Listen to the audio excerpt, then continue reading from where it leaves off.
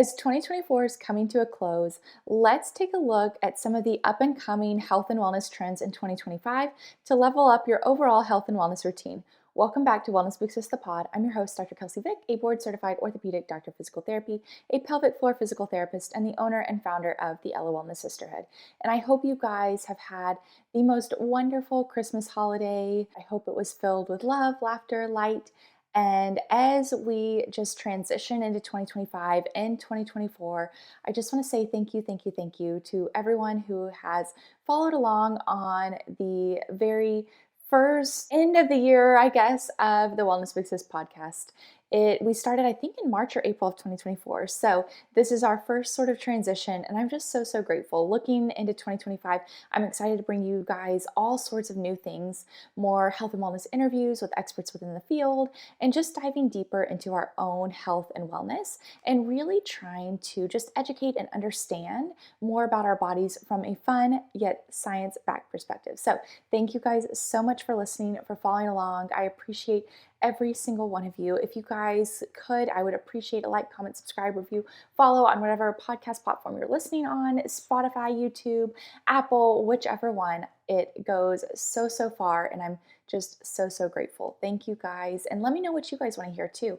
I'm going based off of things that I hear from you guys, but then also things that I'm just interested in and things that I feel like are hot topics within the health and wellness industry and within our health and wellness space. So I would love to hear y'all's opinions on what you want to hear. But with that being said, let's take a look at 2024. We'll briefly go over some of the trends in 2024 and then also some of the predictions I have for the health and wellness space in 2025. So for 2024, just as a little bit of a look back, and I guess as a little bit of a disclaimer too, health and wellness trends I feel like don't change. It's more of like don't change as quickly as some of the other like tech-based trends or different things like that. Like I feel like health and wellness, it's more of mindset shifts, and just as more science comes out, as more research comes out, that's when things start to shift. And so my goal is to be at the forefront of the upcoming science research for our health and wellness so that I can share that with you guys so that you don't have to wait the 10 years for it to get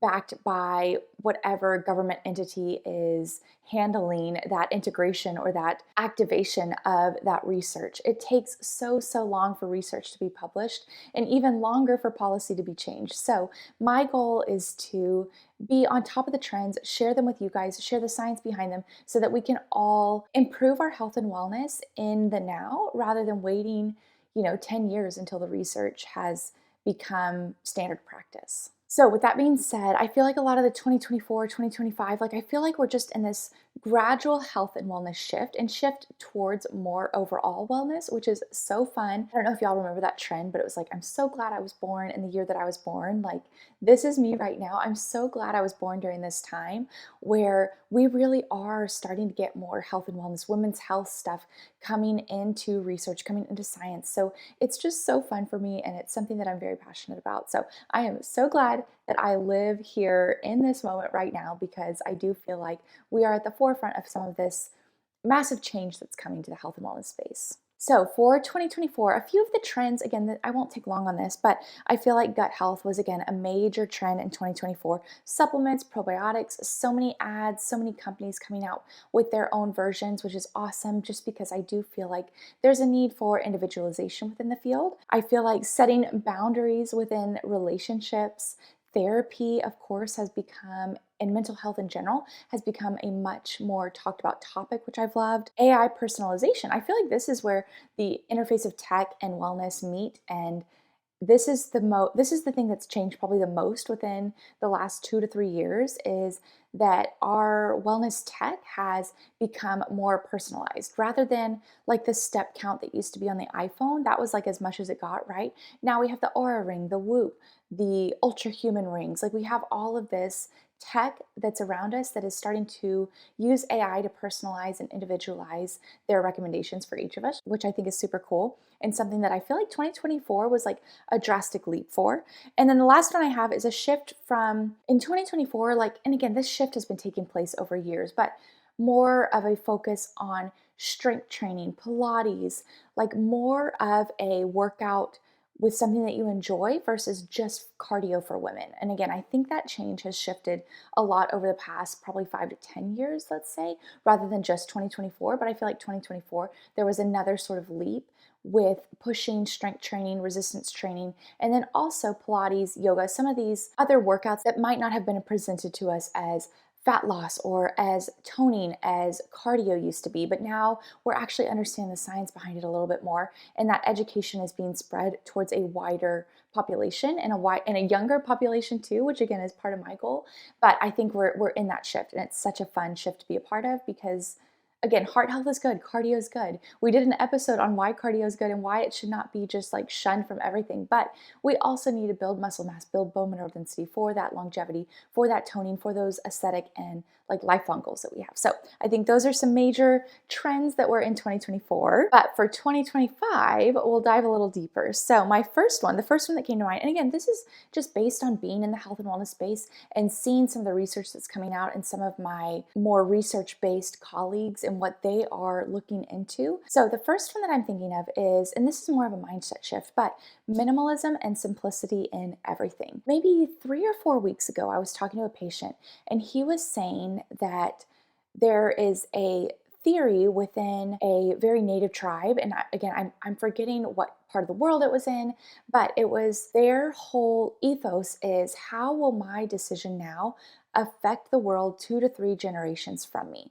And I feel like we've lost that a little bit, but I do think in 2025, and again in 2024, there has been this shift, and I do feel like we've all sort of lived through this shift. We've noticed the rise of the influencer, how initially it was all of these Amazon hauls, Zara hauls, like all of this skincare haul, what I bought. And again, we still see that and we still enjoy it, but I do feel like a lot of us are starting to realize like, oh my gosh, these people are just getting sent clothes and makeup products. And yes, they're doing the best they can with their jobs to donate and to give it away. But I do think we're in this sort of shift where we're being more mindful of the purchases we make in regards to fashion. And I do think that that will carry over into the wellness industry. So carrying that minimalistic, simplistic mindset into our supplement routines, our skincare, again, our shopping habits and sustainability, who we come to for wellness advice even. I feel like, I don't know if y'all are in the same boat, but I listen to so many health and wellness podcasts, and it has experts from all across so many domains, from so many fields with so many different perspectives. And it's hard for me to piece it together because, one person is saying this because it benefits this, while it harms this aspect of my health and wellness. And the other person saying, well, this will benefit this aspect, but harm this aspect.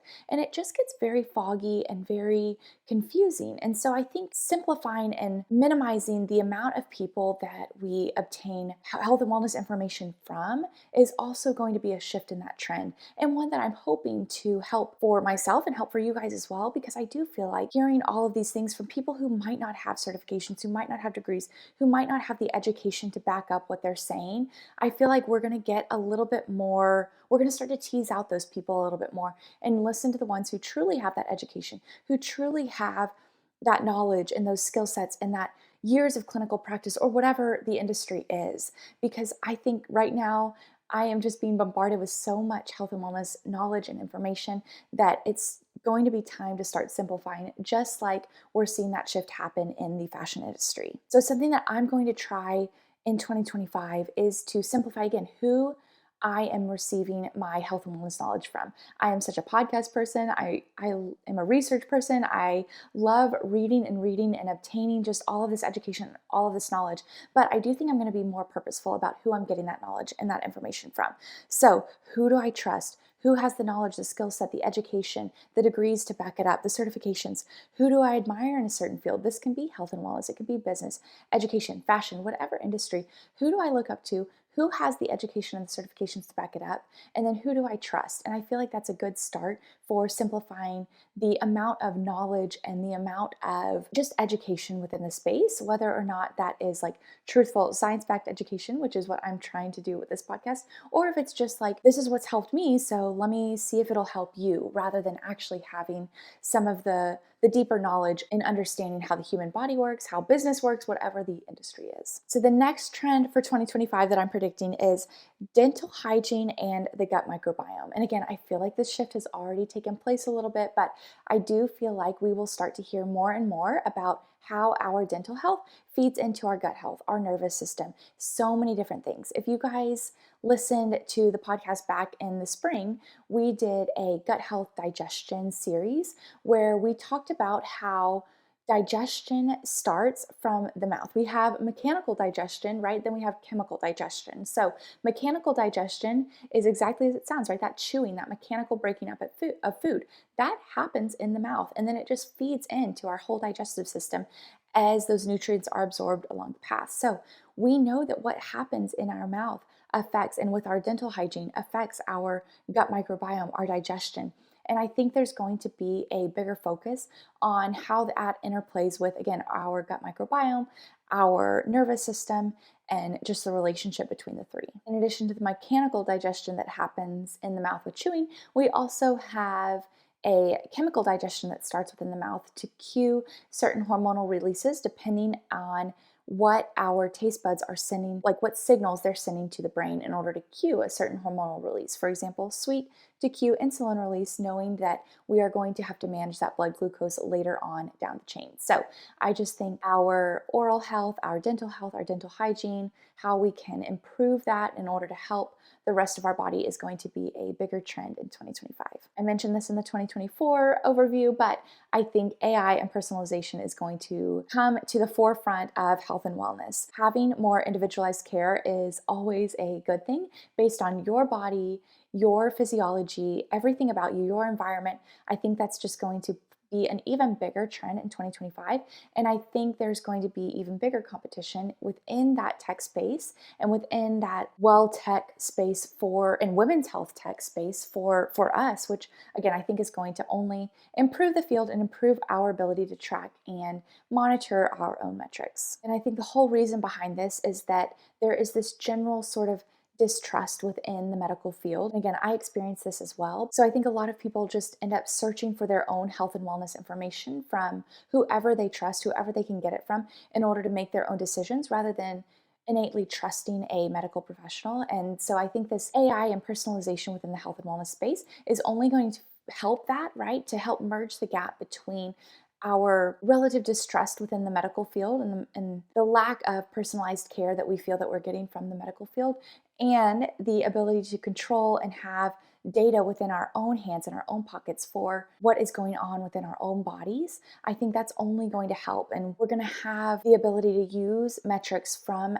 these devices in order to help our decisions with our overall health and wellness. So people want answers, they're willing to seek it out, and they're willing to dive in themselves, and they're kind of having to dive in themselves because sometimes we don't necessarily trust who we're receiving information from when it comes to the medical field. But I think these AI devices and these more individualized AI devices and wearable tech for this health and wellness field is going to just help merge that gap and have it be more of a complete picture for each individual person and their own health and wellness goals and their own health and wellness with where they're currently at. This next trend for 2025, I feel like you guys have already heard me talk about this, but menstrual cycle deep dive. I think we are going to see even a greater shift for education on the menstrual cycle, why it's important, how we can use our menstrual cycle to inform different decisions that we need to make day to day, week to week, month to month, cycle to cycle. I think there's going to be, again, with this, more of an emphasis on female-specific healthcare, female research, which again, I'm so pumped for. This is one of the reasons I'm so glad to have been born where I get to live through this time. I think there's a bigger realization now than ever that women are not just tinier men, that some of the variables that men have had research on do not necessarily carry over to women. So again, I think that's going to be a super cool transition, seeing more women in research and not just running research, but also as the participants in research and what the research is being done on. And then with this, I do think there is going to be a shift from the Pilates princess to more of a well-rounded fitness approach. And again, I love Pilates. I love Pilates princesses. Like I think the whole vibe of that is being more welcoming to people in the fitness space who might not feel comfortable in a gym-based environment. Like I love it. But I do think that people who have shifted more towards Pilates are going to start to be like, hey, I can move in this way. Let me incorporate a little bit of strength, a little bit of cardio, a little bit of boxing, like whatever it is. I think people's routines are going to be a little bit more well-rounded rather than 7 days of Pilates. You know, it might start to incorporate more strength training, whatever that means for you, more running, more boxing, more other forms of movement rather than just this focus on the Pilates princess. And I do think that that shift is going to happen in regards to the strength training realm, even at home workouts. It doesn't even have to be in the gym, but realizing how accessible strength training is and resistance training is for everyone, not just the typical gym bro that we think about. And then in relation to this, I think there's going to be a bigger mindset shift. I think there was the body positivity movement, right? Where it's like all bodies are beautiful, which totally is true, right? Wherever you're at in your health journey, your body is beautiful. But I do think that there is going to be a shift to realizing like if someone has these aesthetic goals, that is okay. They can live in the same person to have aesthetic goals and longevity goals. I feel like there was initially this shame in working out for aesthetics, which is not a bad thing, right? I think the two can coexist. Your primary goal can be for longevity or can be for your health long term when you're 80, but it can also be for the now to feel good in your body, to feel confident in your body, to feel good in the way that you look. And I think that there's going to be a mindset shift from all bodies are beautiful, you should love your body as it is, to this shift of like, it's okay to also want to change your body, to feel more confident in your body while also having these longer term goals. And I think that's a really healthy shift and a healthy acknowledgement rather than sort of pushing down some of the goals that we might have related to aesthetics. Okay, these last four are sort of short and sweet, but I think the nervous system is going to be, again, another trend in 2025 that,